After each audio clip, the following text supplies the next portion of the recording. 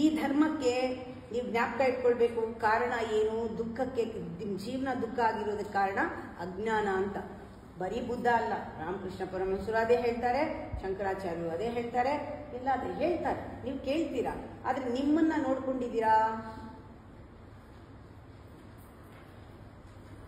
ಈಗ ನನಗೆ ಗೊತ್ತಾಗ್ತಾ ಇರೋದು ಏನು ಅಂತಂದ್ರೆ, ಆ ಕ್ವಾಂಟಮ್ ಫೀಲ್ಡ್ ಏನಿದೆ,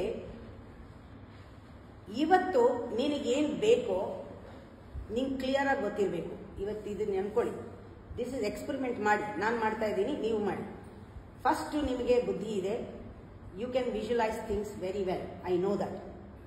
ಇವತ್ತಿನ ಮೆಡಿಟೇಷನ್ನು ಎಲ್ಲ ಕಾಲಭೈರವಂದ ಆದಮೇಲೆ ಫಸ್ಟು ವಿಜುವಲೈಸ್ ನಿಮ್ಮ ಜೀವನ ಒಂದು ವಾರ ಇರ್ತೀವೋ ಇಲ್ವೋ ಅದು ಬೇರೆ, ಒಂದು ವಾರ, next few days, at least tomorrow, ಅಷ್ಟಾರು ತಗೊಳ್ಳಿ.